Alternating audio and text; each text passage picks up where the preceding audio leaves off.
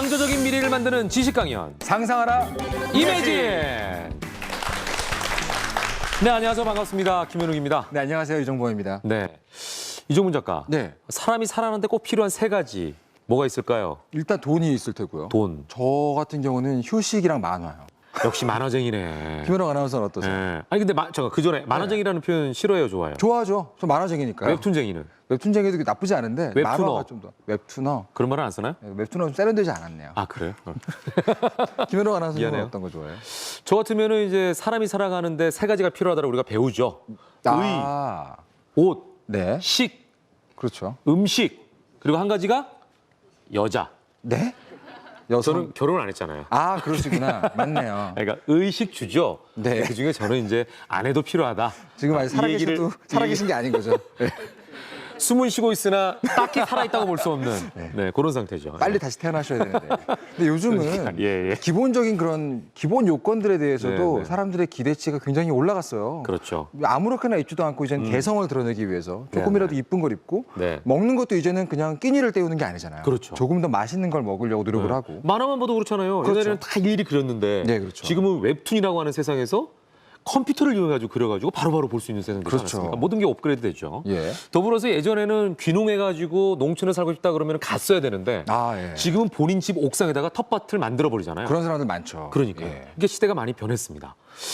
자, 오늘 이 시간에는요. 이렇게 세상을 업그레이드 시키는 분들을 좀 만나보도록 하겠습니다. 또 오늘 어떤 전문가들이 나올지 여러분 기대해 주시기 바랍니다. 자, 두 분을 박수로 모시겠습니다. 어서 오십시오. 안녕하세요. 반갑습니다.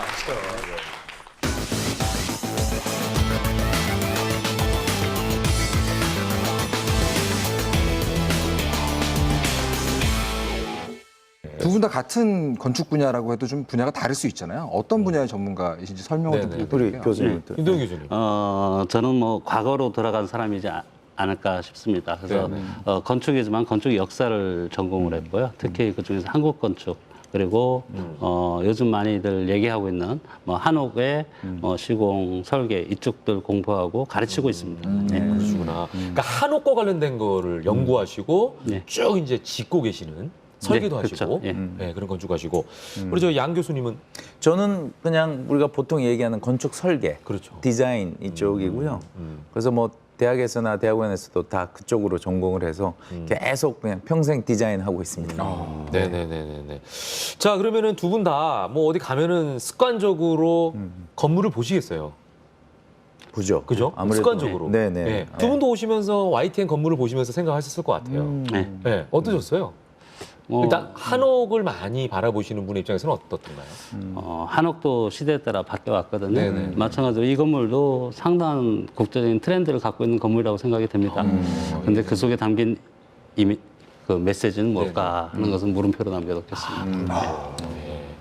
그래요. 이 지역에는 비슷비슷한 건물이 많아가지고. 네. 네. 상암동이 완전히 뭐 그러니까요. 천지개벽을 했죠. 네. 여기가. 그래서 뭐 보니까 방송국도 많이 들어오고 네네. 첨단 건물들이 많이 들어와서 굉장히 이 도시가 좋아진 것 같아요. 그렇죠. 네. 땅값이 많이 뛰었죠.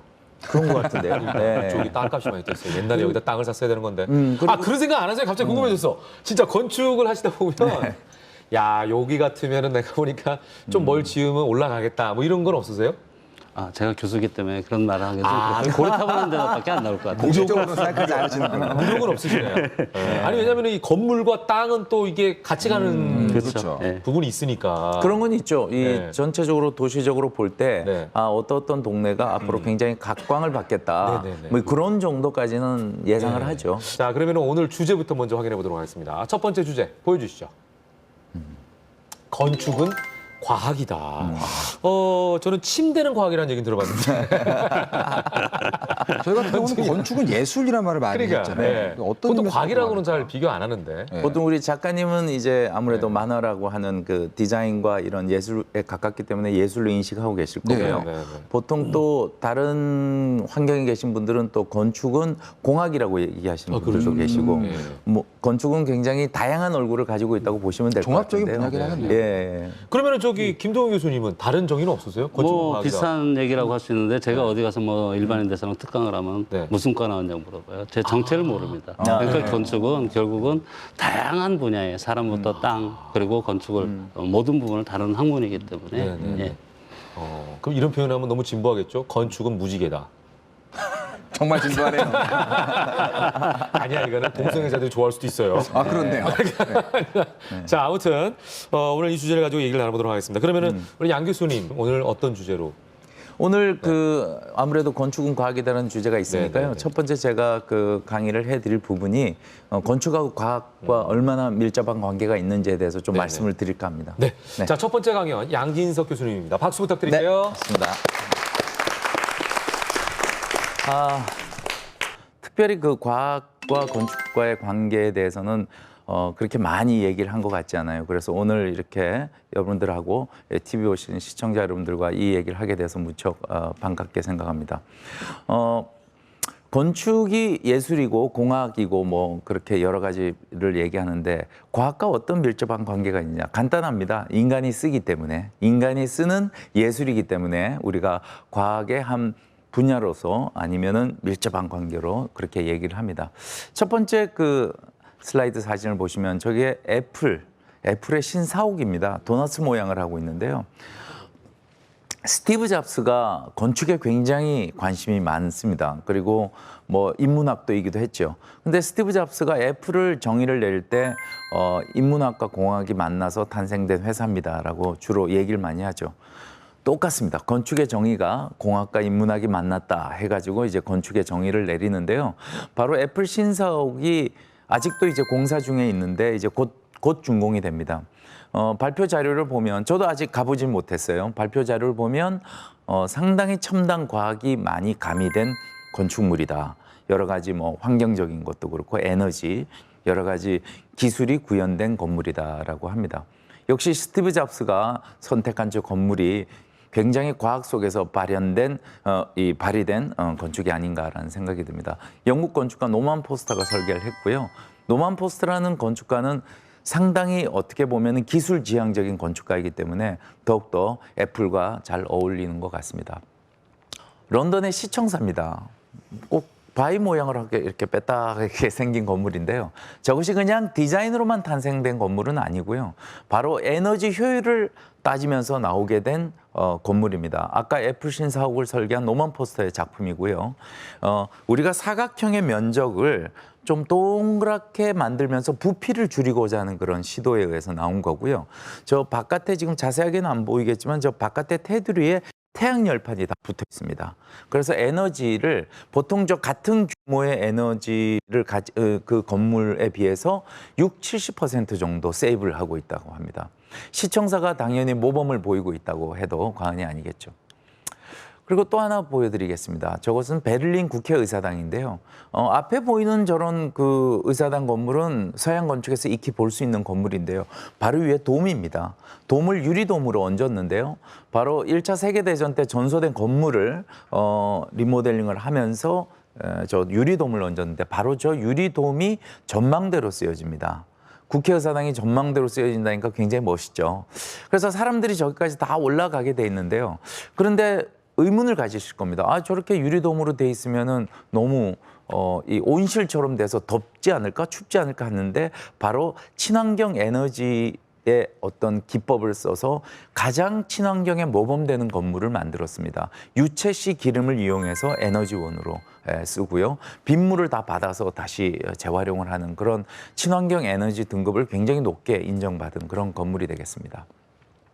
친숙하죠. 압구정동에 가보면 백화점 외관이 저렇게 생겼습니다. 바로 유럽 건축가 유엔 스튜디오 작품인데요. 수천 가지의 색깔과 그런 여러 가지 표현 기법을 가지는데요. LED 기술이 없으면은 아마 저런 우리의 건축의 외관은 안 나올 겁니다. 그래서 건축이 이제는 하나의 고착된 이미지보다는 다양한 얼굴을 가진 건물이 발생하게 되죠. 바로 과학의 기술이 받쳐주지 않으면 표현되기 어려운 건물이 되겠습니다. 저거는 파리에 최근에 생긴 루이비통 재단 미술관입니다. 특이하게 생겼죠. 어떻게 되면 뭐 이렇게 곤충같이 생기기도 했고요. 바로 프랭크 게리라고 하는 그런 아주 진보적인 건축가의 작품인데요.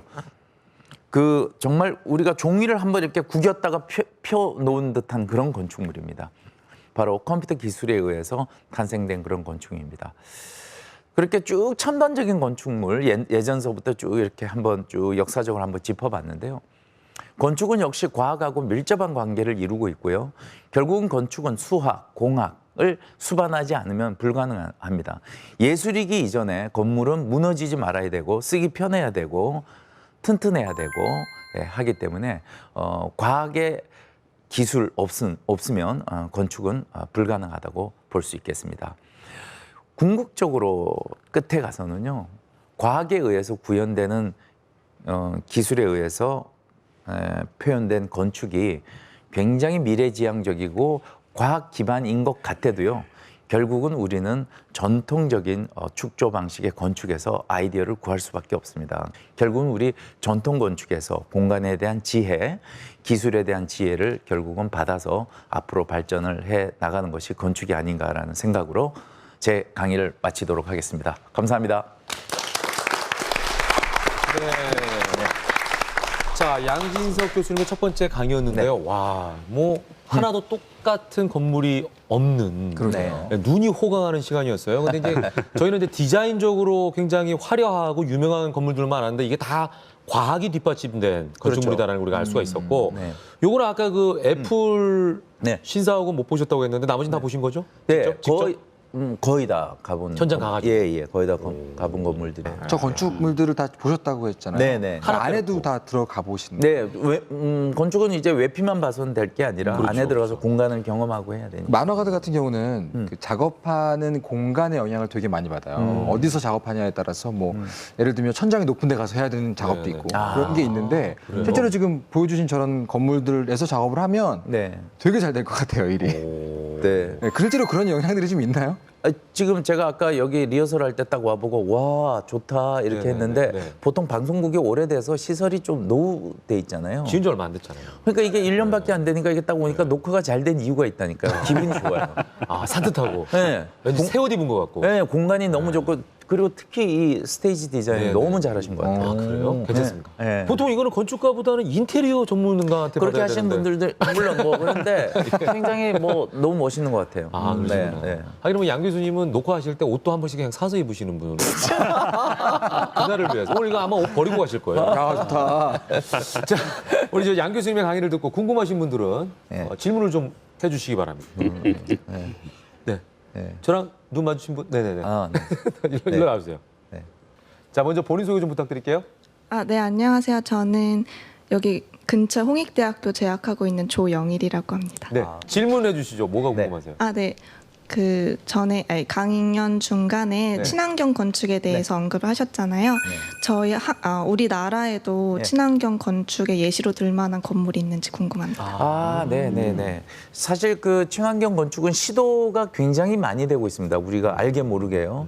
그 최근에 여러분들 그 잘 아시는 서울시청사, 서울시청사도 아, 예. 사실 그 형태나 그런 아때 공간감이라는 것이 그냥 괜히 나온 것은 아니고요. 그 유걸 선생님께서 상당히 친환경적인 건축을 시도하려고 여러 가지 한 걸로 알고 있고요.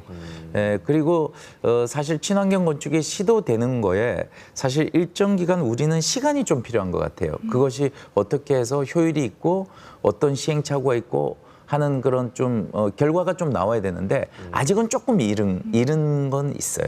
예. 그렇지만 시도는 계속 전 세계적으로 되고 있다고 보시면 되겠습니다. 네. 예, 질문 고맙습니다. 네, 박수 부탁드릴게요. 네. 아, 그렇죠. 예, 그러고 보니까 네. 우리나라 건물은 백화점 하나만 딸랑 가져오시고 다 외국 건물들 예를 들어가지고 아, 그러니까 양 교수님 입장에서 우리나라 건물은 다 못마땅하신 거죠? 그렇지 않죠. 예, 그렇지 않습니다. 그렇지 않습니다. 예. 죄송합니다. 예. 좀 이렇게 농담 좀 해보려고 그랬더니 예. 꾸짖으세요. 아니 근데 이렇게 다니시면서 자주 보시니까 예, 우리 그러니까 그렇죠. 이왕이면 이제 해외 사례들을 좀 위주로 제가 준비해 온 건 맞고요. 네, 예. 알겠습니다. 자, 이제 우리가 한옥 이야기를 좀 해볼까 합니다. 보통 우리가 한옥도 여러 가지 모양들이 있고 아까 발전했다고 말씀을 하셨는데 어떤 것들을 우리가 한옥이라고 부를 수가 있나요? 옛날 형태를 그대로 갖춘 것들입니까? 아니면 어떤 거기 한옥이라고 할 만한 특징을 갖추고 있으면 무조건 한옥이라고 하나요? 경향이 이제 몇 가지로 나눠볼 네네. 수 있는데요. 그 일반인들이 생각할 때 한옥이 뭐냐라고 물어보면은 나무로 골격을 만들고 기어로 지붕을 올렸을 때 네. 이제 일반인들은 한옥이라고 얘기를 하고 있습니다. 예.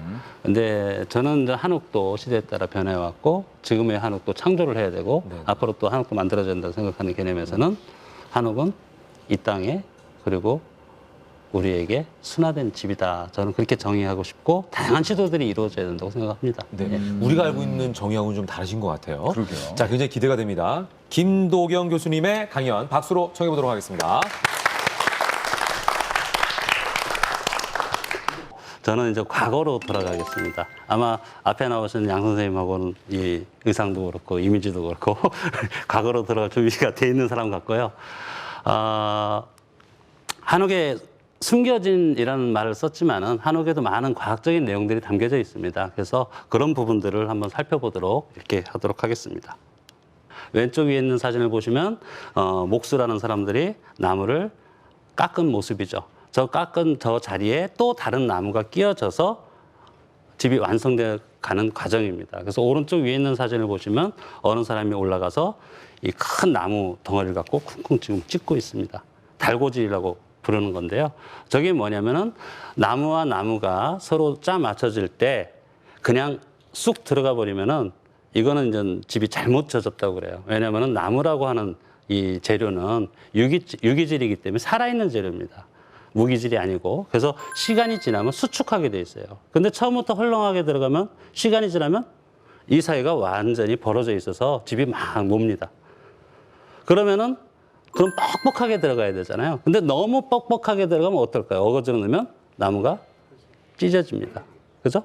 근데 이제 나무를 짜무치게 치목을 할 때 이제 얼만큼 자를 거냐 하려면 그 선을 그어야 돼요. 이걸 먹금을 긋는다라고 하는데 먹금을 그었을 때 이 먹금의 선이 남아있게 깎느냐 없애면서 깎느냐 하는 문제입니다. 남아있게 깎으면 살린다는 얘기고 없애면서 깎으면 죽인다는 얘기예요. 결국은 그 얘기는 그만큼의 오차도 허용을 하지 않겠다는 얘기입니다. 그러니까 이 한옥이라고 하는 것은 그런 정교함 속에서 지어지는 그런 기술을 갖고 있다는 거고요.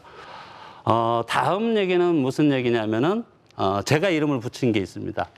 자연환경 조절 체계라고 제가 명명을 했습니다. 이게 무슨 얘기냐면 아까 친환경 얘기도 이제 하셨어요. 친환경 얘기도 하셨는데 우리나라는 집 짓기가 결코 쉬운 환경은 아닙니다. 여름과 겨울에 온도 차가 너무너무 심하죠. 뭐 50도, 60도 가까이 납니다. 그리고 습도 변화도 굉장히 크고요. 우리나라가 굉장히 아름다운 나라지만 사계절에 있어서 아름다운 나라지만 집 짓고 살기는 너무 힘든 그런 환경을 갖고 있어요. 그래서 사계절을 다 만족해야 됩니다. 그럼 기후 변화에 따라서 실내 환경을 조절할 수 있어야 되는데 집 자체가 디자인이라는 측면에서 우리 건축은 그런 측면을 갖고 있다는 겁니다. 그래서 그 한 예를 보여주는 건데 우리는 집 앞에 마당이라는 게 있죠. 마당이라는 게 있는데 마당은 비워둡니다. 그래서 저 그림에서는 뭘 보여주는 거냐면 우리는 마당을 비워두죠. 그런데 뒤에는 산으로 연결이 됩니다. 산으로 연결되죠. 그러면은 한여름에 바람이 한 점 없는데 집 안에 대청마루에 앉았으면 바람이 불어요. 솔솔.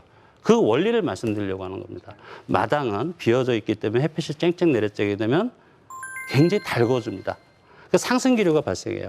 하지만 뒤뜰은 산하고 연결되고 나무가 있고 풀이 있어요. 그럼 상대적으로 온도가 낮습니다.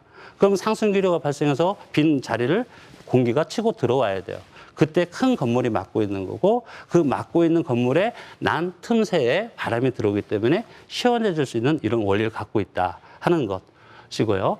그다음에 마지막으로 이제 하나 더 말씀드리려고 하는 게 온돌. 온돌이라는 건 뭐 여러분이 다 잘 아실 겁니다. 온돌이 기원이 아니냐? 이건 대한민국입니다. 우리나라 우리 선조들이 만들어낸 거고 그 문화가 과거에도 여러 나라로 퍼져 나갔어요. 오늘날에도 퍼져 나가고 있고.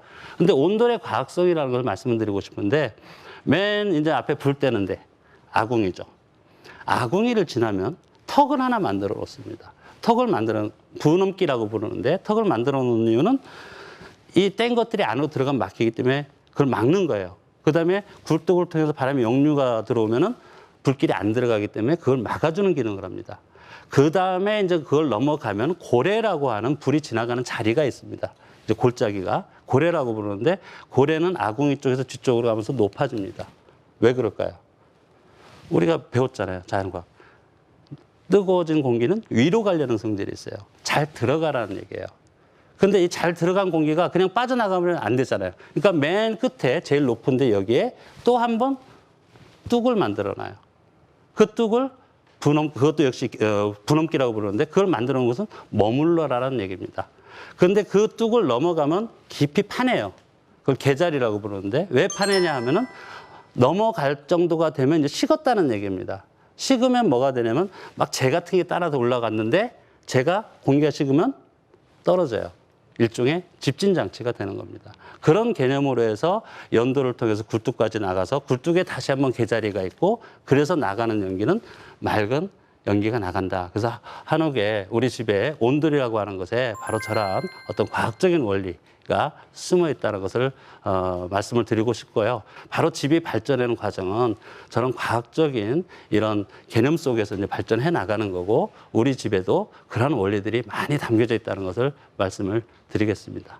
제 강의는 여기까지 마치겠습니다. 고맙습니다. 네. 김도경 교수님의 강의였는데 진짜 과학적이네요, 한옥이. 근데 우리가 잘못 알고 있는 상식일 수도 있는데 많은 예. 분들이 한옥은 겨울은 좀 춥다 이런 얘기 하는데 그건 어떤가요? 예, 그런 얘기 뭐 많이들 하시죠. 예. 그래서 뭐 그런 점을 개선해야 된다 이런 얘기를 하는데 네. 전 두 가지 관점에서 말씀을 드리겠습니다. 하나는 뭐냐면은 한옥을 경험해 본 분들 또 우리 문화재로서 한옥들이 많이 남아 있는데 그 네. 집들이 몇 년이나 됐죠. 뭐 50년, 100년, 예. 많게는 뭐 몇백 년씩 예, 됐겠죠. 예, 예. 그런 집을 가지고 그 집이 완벽하게 처음 지어졌을 때의 모습을 갖고 있을 거라고 생각하는 건 이건 너무 잘못된 생각이다. 아무리 현대적인 공법으로 지어진 집도 50년 지나고 하면은 그렇죠. 틈이 다 벌어집니다. 네. 그런데 일단 그 집을 갖고 춥다고 하면 안 되겠죠. 그러면 근래에 지어진 집 아니면 내가 처음 지어서 살았는데 그 집 춥던데 이거는 뭐 여기서 이런 표현을 써도 되는지 건축가가 모르겠지만 잘못하신 건가요? 날림집이죠. 그러니까. 어느 시대나 날림집이 있는 거고요. 제대로 된 기법을 쓴 집에는 전혀 그렇지 않습니다. 예, 알겠습니다. 옛날에. 자, 질문이나 의견 있으신 분 손 들어 주시기 바랍니다. 네. 저 일단 여학생 먼저 소개 좀 부탁드릴게요. 네, 안녕하세요. 저는 홍익대학교에 재학 중인 이지은이라고 합니다. 예. 어떻게 들으셨어요? 네, 한옥이 정말 현대적인 건축 못지않게 정말 과학적인 건축이라고 생각되는데 네네네. 교수님께서 생각하는 한옥의 가장 큰 매력은 무엇이라고 생각하시는지 궁금합니다. 여러 가지 매력이 있을 수 있겠지만 역시 한옥은 가장 이 땅에 잘 적응하고 우리 문화에 적응한 친환경적인 건축이다라는 점이 가장 매력적인 부분이고요. 우리가 요즘 한옥이라는 얘기 많이 나오고 있지만 거기서 한옥이라는 개념을 살려나갈 때 어떤 구조 방식이 됐든 한옥이 갖고 있는 그 친환경적인 자연과 함께 하려고 하는 이 정신만큼은 꼭 가지고 가야 되는 부분이 아니겠느냐 저는 그렇게 생각을 합니다.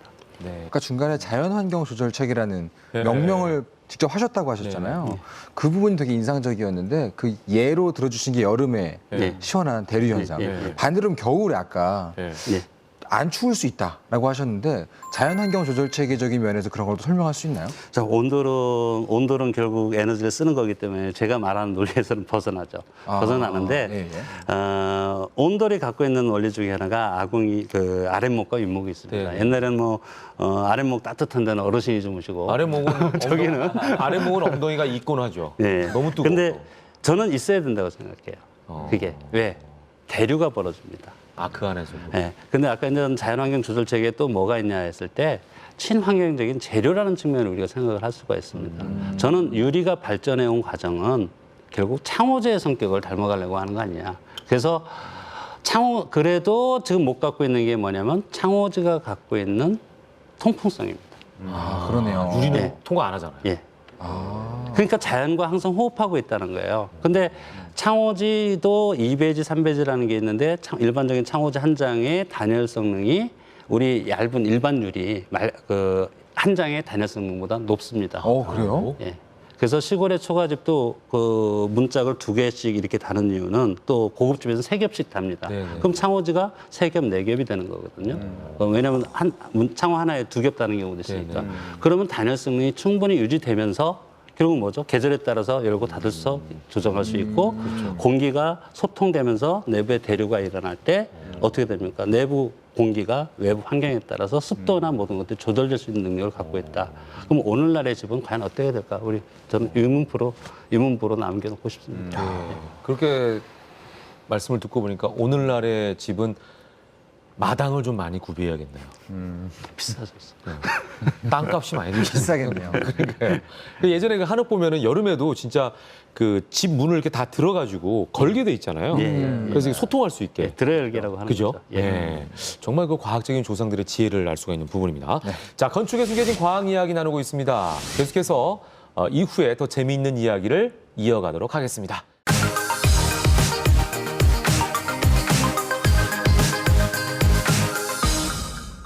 요즘에 과학이 한국 과학이 있고 미국 과학이 있습니까? 과학만 있잖아요. 바로 그 과학 전체를 상대를 해서 만들어낸 겁니다.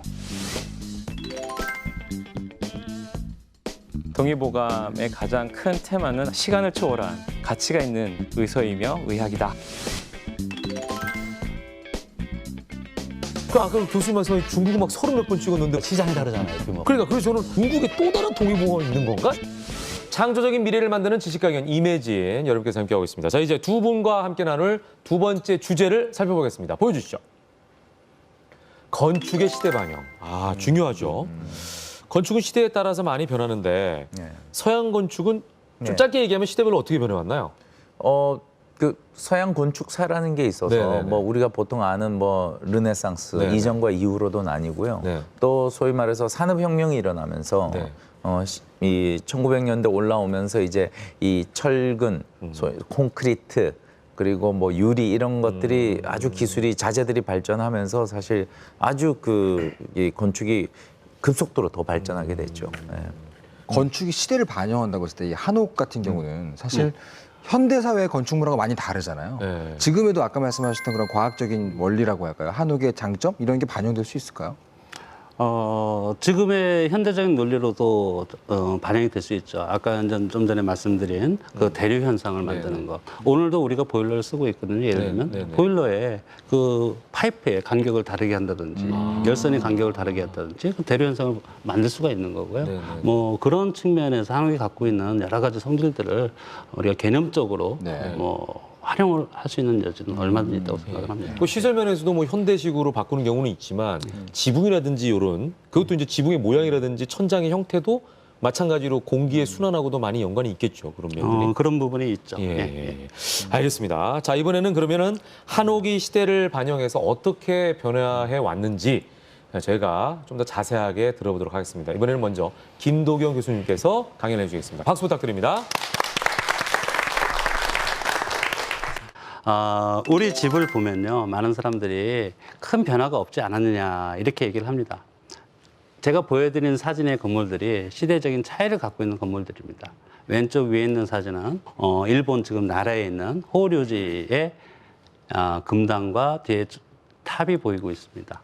근데 어떤 분들은 이게 이제 백제 장인들의 이제 손길이다 그러는데 뭐 학술적인 얘기를 하면 저는 이제 고구려 장인일 가능성이 높다 이렇게 얘기를 하는데 저 집과 그리고 오른쪽 위에 있는 사진은 여러분 잘 아시는 데죠.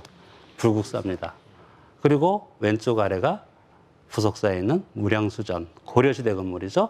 그리고 맨 오른쪽 아래에 있는 건물이 안동에 있는 병산서원입니다. 조선시대의 건물입니다. 시대별로 제가 이제 갖고 왔는데 여러분이 보실 때는 시대에 따른 차이가 크지 않다라고 생각할지 모르겠지만 이거는 과거에는 재료들이 이제 한정돼 있는 이런 면이 있고 기본적인 구법들이 한정돼 있고 다양성을 확보하지 못한 이런 면이 있는데 그럼 시대별로 저는 이렇게 한번 정의를 해보고 싶어요. 삼국시대 그리고 남북국시대 신라 때라고 하는 이 건축은 어떤 특성을 갖고 있느냐 그럼 몇 마디로 좀 정의해봐라. 그러면 저는 우리가 클래식이라는 말을 많이 쓰는데 고전적인 논리의 건축 즉 어떤 수학적인 배경 철저한 비례체계의 적용 이런 고전적인 논리가 적용된 정제미를 갖고 있는 건축이라 할 수 있다면 고려시대 건축은 우리가 생각하는 것보다 훨씬 더 거대함을 추구했고 훨씬 더 화려함을 추구했고 이런 모습이었는데 그런 모습들을 우리가 이제 고려시대 때 남겨진 불화를 통해서 좀 볼 수가 있습니다. 그리고 건축적인 좀 더 완결성을 추구했던 시대라고 볼 수가 있겠고요. 그럼 조선시대 집은 어떤 모습을 갖고 있느냐? 조선시대의 집은 저 사진에서 보는 것처럼 공간에 가장 큰 성격이 담겨져 있다.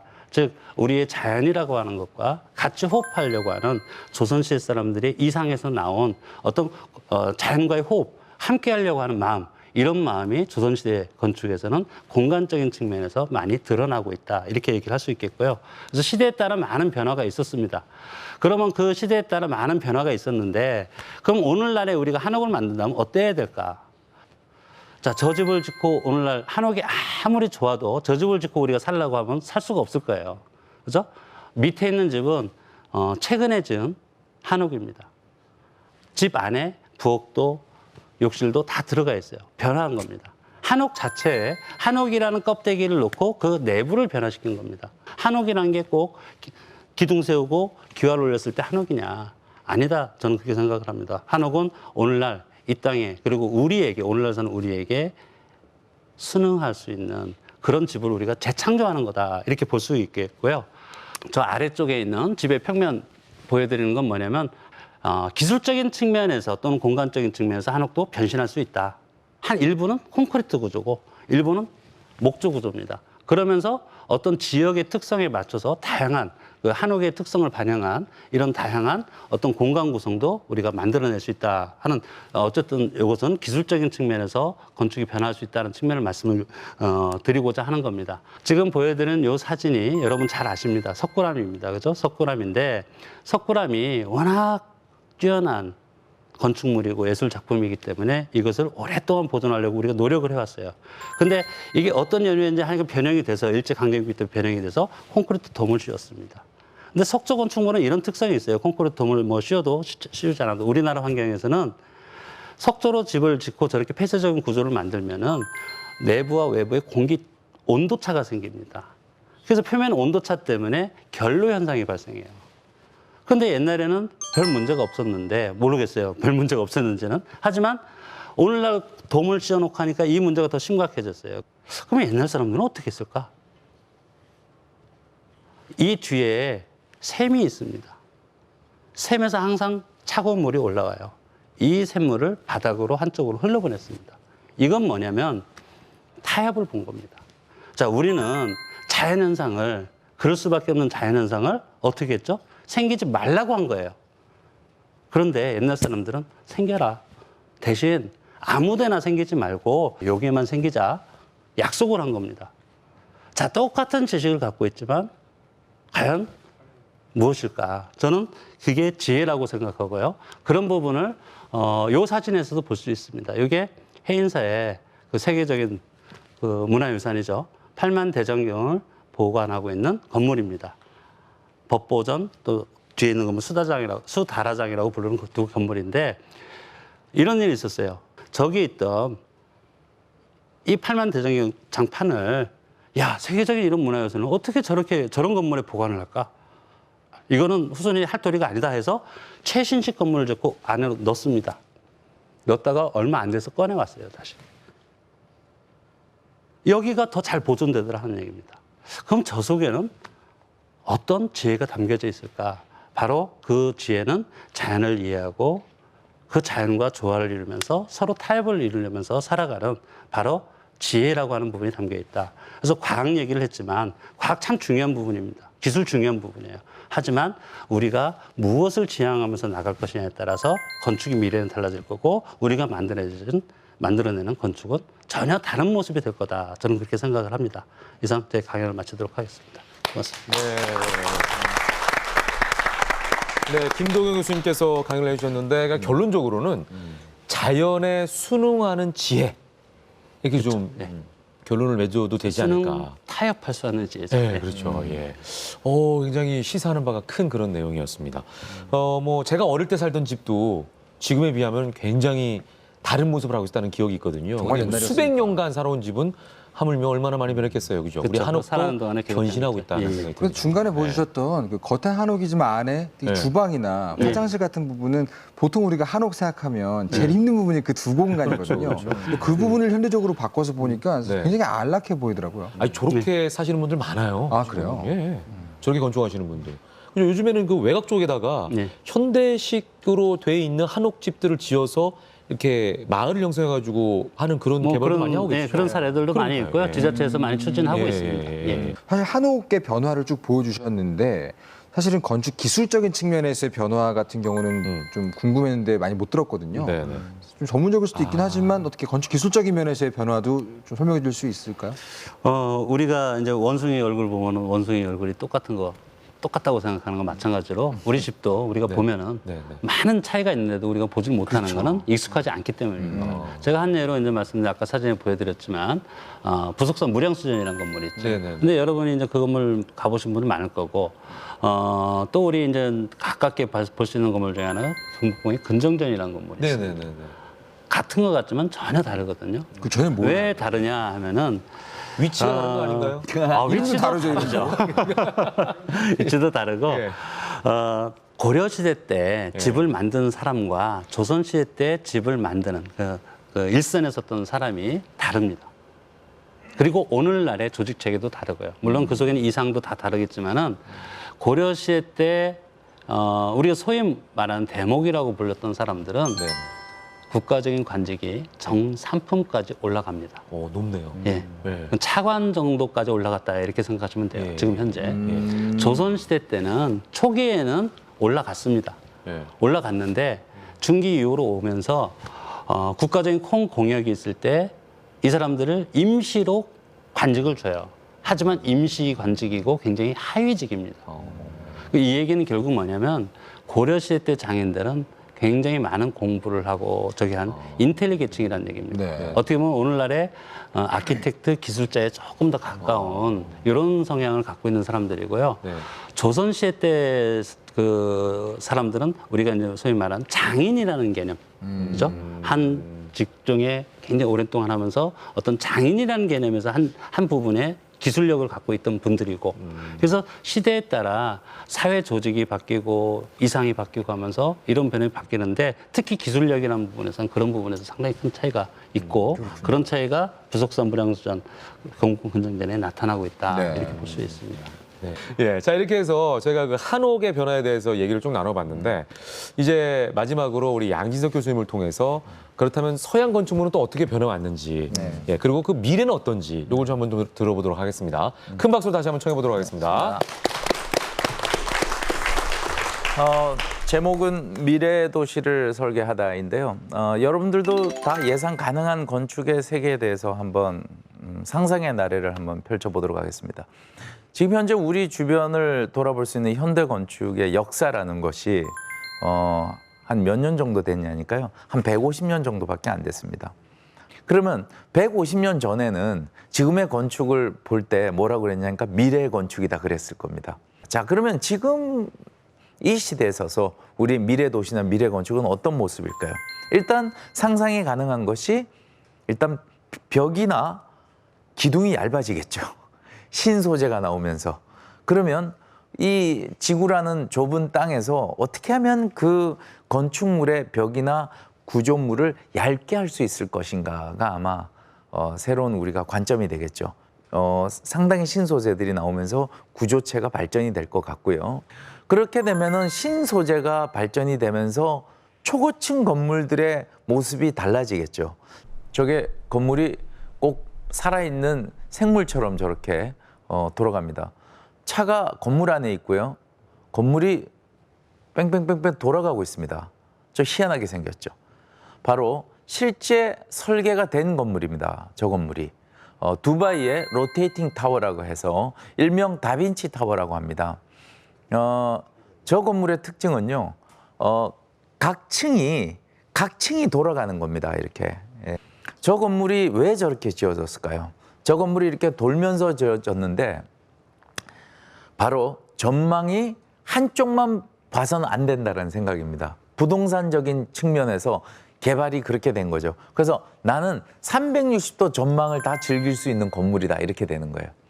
두 번째는 저렇게 건물이 돌잖아요. 그러면 그 사이에 뭐가 생기겠어요? 돌면서 생기는 동력이 생기겠죠. 바로 그 풍력과 그런 에너지를 자체적으로 조달을 해서요. 주변의 40개 건물의 에너지를 지원한다라는 그런 개념입니다. 그러면 높이 올라가는 건축만 우리 미래 건축에 볼 수 있을까요? 거꾸로 한번 생각해 보죠. 이 지구 땅덩어리는 굉장히 좁습니다. 지상의 건축물로만은 그 모든 것을 이렇게 보기에는 한계가 있죠. 이제 지하 공간을 점점 더 개발을 한다라고 한다면 어떤 모습일까요? 결국 설비 기술이 엄청나게 발전이 돼야 되겠죠. 환기, 뭐 여러 가지. 그리고 불이 났다. 이럴 때 어떤 그 소방, 그리고 어떤 피난 경로나 이런 기술들이 점점 발전이 돼야 된다는 그런 얘기가 되겠습니다. 그 다음에 리모델링입니다. 여러분 혹시 아파트 다 살고 계신데요. 아파트를 언제까지나 재건축이라는 용어로 우리가 이 부시고 다시 짓는 그런 개념으로만 생각할까요? 이제는 그런 개념보다는요. 오래된 건물이 있으면 살고 있는 상황에서 그냥 갖다 붙이는 겁니다. 건물을. 이 뭔가 하나의 캡슐을 만들어서 갖다 붙이면서 여기 거실 하나 더 만들어 드리고 여기 방 하나 더 만들어 드리고 최근에 리모델링 기술이 발전이 되면서 이제 그런 기술들은 이제 시도가 되고 있는데요. 만약에 그런 리모델링 기술들이 더 발전을 한다 그러면 가령 한번 상상을 한번 해볼까요? 외국의 유명한 건물이나 우리 뭐 예를 들어서 오래된 건물을 잠시 듭니다. 이렇게 들고요. 하나 건물을 끼워 넣어요. 그리고 하나 이렇게 올려놓습니다. 그렇게 해서 밑은 새로 쓰고 위는 보존을 하고 그런 개념으로 생각을 할 수도 있다라고 하는 그런 미래 건축을 우리가 생각해 볼 수 있죠. 버즈 두바이는 우리 한국의 건설 기술로 만들어진 초고층 건물인데요.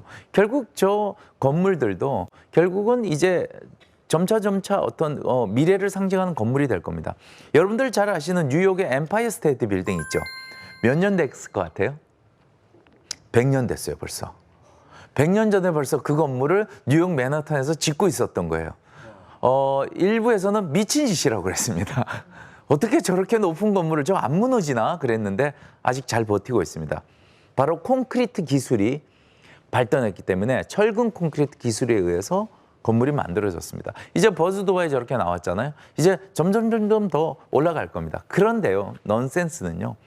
건물의 효율이나 경제성으로는요. 초고층이 꽝입니다. 꽝. 전혀 경제성이 없어요. 우리가 보통 얘기하는 현재 경제성 있는 건물은 50층 정도 규모라고 합니다. 아까 김 교수님이 병산서원의 모습을 보여주셨는데요. 저도 결국은 이 그림을 보여드리는 이유가 결국 우리 그 조선시대에 저 건물을 지을 때 상당히 우리는 미래 건축을 예상하고 있었습니다. 저 만대로에 앉아서 이렇게 건물을 보면요. 결국은 저 건축의 묘미는 건축물의 기술도 있지만 저 건물을 중간에 딱 앉았을 때입니다. 저 건물을 저 만대로에 딱 앉았을 때는 앞의 경치가 내 것이 되죠. 그래서 우리는 보통 그것을 차경이라고 합니다. 결국 미래 건축에서도요. 절대적으로 빼놓을 수 없는 것은 자연입니다. 자연을 거슬러서 자연을 대항해서 뭔가를 만들 수는 없는 노릇인 것 같습니다. 우리가 지구를 떠나서 살 수가 없듯이 이 지구에서 가장 현명한 미래 건축은 자연과 함께하는 건축이 아닌가라는 생각으로 제 강의를 마치도록 하겠습니다. 고맙습니다. 네. 양진석 교수님의 강의였습니다. 예. 듣고 있으면은 이게 굉장히 진화된 과학과 자연이 결국 다른 얘기가 아니구나. 네, 그렇죠. 라는 생각을 또 하게 됩니다. 네. 예. 그 미래 건축이 그 당시에 나올 때는 굉장히 네. 이단적인 건축이고, 그럴 수 있을 뭐 것 같아요. 말도 안 되는 네. 건축이고, 네. 뭐 자연을 파괴하고 환경을 파괴하는 주범으로 보이지만 네. 결국은 자연과 함께하는 건축이라는 정답으로 결국 가게 될 수밖에 없는 것 같아요. 네. 그러니까 우리가 흔히 이제 여백임이라는 표현 많이 쓰잖아요. 네, 그렇죠. 네. 네, 뭔가를 다 채운다고 해서 이게 아름답지는 않다는 거죠. 네. 네.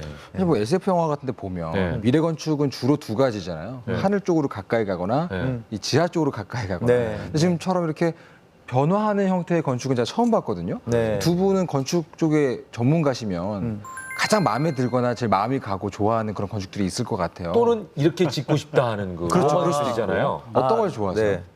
네. 저는 뭐 김 교수님 이제 한옥을 전공을 하고 있지만 저는 이제 한옥 건축을 그 우리 김 교수님만큼 전문적이지는 않지만 상당히 그 표방을 하려고 애를 많이 쓰고 있고 그 정신을. 근데 결국은 우리 한옥에서도 아까 마당 얘기하셨는데 마당을 두는 방식, 그 마당에 대한 정신, 네. 개념 같은 것은 현대 건축에 계속 쓰려고 이해하고 있고요. 뉴욕 가면은 그 존 F 케네디 공항이 있습니다. 네, 있죠. 이 콘크리트 덩어리로 이렇게 독수리 날개처럼 생긴 석류 껍질을 까다가 이렇게 만들었다고 해요. TWA 공항인데요. 그게 참 재밌는 것은요. 영화 맨인 블랙 아시죠? 네네. 영화 맨인 블랙의 그 우주 기지국 외국으로 나옵니다. 그게 희한한 것은요.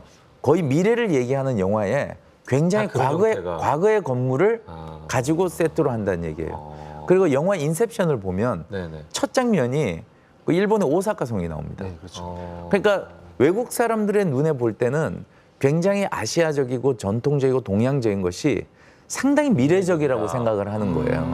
그러니까 그런 걸 보면 미래라는 것이 결코 멀리 있지 않다라는 그런 이렇게 생각이 쭉 듭니다. 자기는 다른 길인 줄 알고 쭉 갔는데 결국 돌아오니까 여기. 네, 네, 그렇죠. 그럴 수도 있겠네요. 어떻게 그렇죠. 보면. 예. 예. 자, 혹시 그 양 교수님 강의를 듣고 궁금증이 있는 분 계십니까? 질문이나. 예. 남자분이 이번에 남학생이네요. 자, 뭐가 궁금하세요? 제가 궁금한 것은 현대 건축입니다. 그 중에서 또 서울의 현대 건축은 시대적으로 반영되는 것이 많은 문제점이 있다고 생각하는데 그 중에서 저는 아파트 문화가 문제가 많다고 생각하는데 이에 대한 말씀과 해결책을 듣고 싶습니다. 네. 그럼 우리가 진짜 그 아파트 공화국이잖아요. 그렇죠. 예. 닭장을 왜 이렇게 많이 짓냐고 외국 분들이 네. 그 표현을 하시는데 역시 어떻게 생각하세요? 건축가 학생다운 아주 그 예리하고 대답하기 어려운 그런 질문을 아파트에 대한 얘기를 좀 말씀을 드리자면 사실 이게 오늘 내일의 얘기는 아니고요. 사실 우리가 이제 그 사실 막 국토 개발을 하고 막 우리가 경제 발전을 할 때 이미 국가에서 그 지배 공급책으로 사실 이 판상형 아파트를 공급하기 시작했습니다. 그 당시에는요, 우리의 이 그 아파트가 부의 상징이었어요. 그런데 사실 닭장 같잖아요. 거기 들어가서 산 것까지는 좋은데 그것이 뭐로 둔갑이 되기 시작했냐면 부동산으로 둔갑을 하기 시작했어요. 그렇기 때문에 우리가 건설이나 어떤 건축가에나 어떤 우리가 정책의 잘못을 판단하기 이전에 국민적인 정서가 일단 그렇게 됐다는 게 먼저 일단 배경이고요. 두 번째는 그렇게 부동산적인 그 수단으로 우리가 아파트를 막 사다 보니까 공급이 과잉이 된 거예요. 전 세계 국토에 막 전부 아파트가 덮잖아요. 그다음 세 번째는 우리가 왜 또 아파트가 이렇게 많이 나오냐니까 재건축 재개발을 하지 않습니까? 그러면 전혀 말도 안 되는데 재건축 재개발이 되는 경우가 있죠. 우리가 도로 가다 보면 산 중턱에 이렇게 있잖아요. 못 짓게 할 수 있는 방법이 없어요. 즉 건물 기한이 다 돼서 부시고 다시 짓는 거에 대한 막을 방법이 없는 거예요. 그러다 보니까 아파트가 이렇게 됐는데 정 이렇게 됐으면 정말 제대로 된 설계를 하고 제대로 된 이제 기술에 의해서 잘 짓는 것이 지금 중요하고요. 그런데 이제는 그 부동산을 아파트를 가지고 다시 뭐 이렇게 막 돈을 번다 이런 개념이 이제 많이 없어졌기 때문에 사라지고 있죠. 예, 마당 있는 집을 더 원하고 이제 이렇게 되잖아요. 결국은 시간이 해결해 줄 것 같아요. 조금 분위기는 바뀌고 있다. 저는 이제 그렇게 확신하고 있습니다. 네. 아우, 질문 감사합니다. 예, 박수 부탁드릴게요. 네. 우리 김 교수님은 오늘 어떠셨습니까? 미래 도시에 대해서 저희는 또 상상할 수 있는 그런 시간이었고 앞으로의 건축물에 대해서 좀 호기심을 가질 만한 또는 거기에 대한 그 관심을 좀 가질 만한 그런 강의였는데 어떠셨어요? 강의하시면서? 제 강의 내용보다도 네. 우리 양 선생님 강의가 참 재밌었고요. 이런 일을 접할 일이 네. 사실 교수로서는 거의 없습니다. 남이 강의 들을 일이. 그래서 너무 좋았고요. 아, 오늘 어떠셨어요? 저는 너무 독특한 프로그램이에요, 저희가. 네, 너무 유익했고요. 뭐 여전히 말씀드리지만 이렇게 아주 새 건물에서 이렇게 스튜디오도 굉장히 좋은 데서 그리고 우리 저기 그 정말 좋은 분위기에서 이런 또 우리 훌륭하신 김 교수님하고 이렇게 공동으로 강연도 하고 얘기도 하니까 제가 보통 때 뵀던 것보다 오늘 훨씬 지적으로 보이세요. 아니, 그러니까 양 교수님은 새집 증후군이 좀 있으시구나, 그죠? 예? 예. 그런 면에서 새집 냄새 나고 이런 거 좋아하시는구나. 그러면 뭐가 잘 돼요, 막. 아, 그러니까. 예. 우리 같은 사람이 세차 냄새나 막 좋아하는 건 사람 있잖아요. 가죽 냄새 막 이런 거. 예, 알겠습니다. 오늘 저 두 분 바쁘신데 함께 해주셔서 감사드리고 진짜로 두 분이 좀 코어 그랬으면 좋겠어요. 네, 뭐 앞으로 제가 그런 뭐 기회가 언제 좀 기회 있으면 되면 좋겠습니다. 영광이겠습니다. 예. 자, 두 분에게 박수 한번 부탁드리겠습니다. 고맙습니다. 감사합니다. 네, 감사합니다. 네. 오늘의 주인공 만나보겠습니다. 어서 오십시오. 요즘에 과학이 한국 과학이 있고 미국 과학이 있습니까? 과학만 있잖아요. 바로 그 과학 전체를 상대를 해서 만들어낸 겁니다. 동의보감의 가장 큰 테마는 시간을 초월한 가치가 있는 의서이며 의학이다. 조선을 가면 꼭 챙겨 갖고 와라라는 게 동의보감 판본이었어요. 그래서 동의보감 판본을 국내에서도 많이 못 찍었거든요. 아까 교수님 말씀 중국은 막 30몇 번 찍었는데 시장이 다르잖아요. 규모. 그러니까 그래서 저는 동의보감 허준이라는 분이 지은 건데 중국에 또 다른 동의보감이 있는 건가?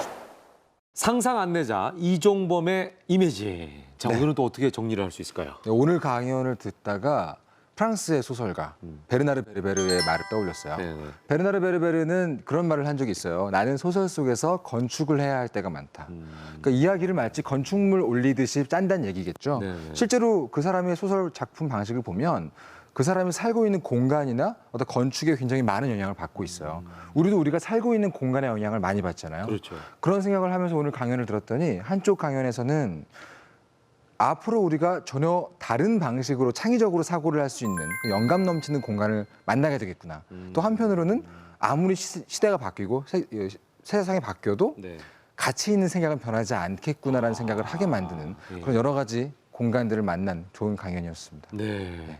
아, 참 이 작가는 복잡해요, 생각이. 작가니까요. 그러니까요. 어떻게 항상 이런 생각을 할 하고 수 있어야 있을까. 예.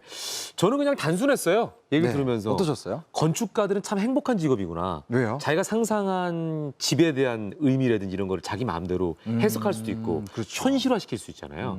저도 그냥 작은 소망은 내가 살고 싶은 집을 예. 내가 원하는 디자인대로 네. 한번 만들어보고 싶다는 욕심이 생겼고 더불어서 우리가 얘기하신 것처럼 네네. 생각의 집이라는 표현을 쓰잖아요. 그렇죠. 우리의 상상력을 또한 담을 수 있는 집도 만들어야겠다. 아, 너무 라는 좋은데요. 생각을 할 수 있는 그런 시간이었습니다. 자, 여러분도 아마 그런 생각을 하셨을 것 같아요. 저는요, 다음에는 더 큰 상상력의 집을 가지고 여러분께 찾아오도록 하겠습니다. 여기서 마칩니다. 고맙습니다. 감사합니다.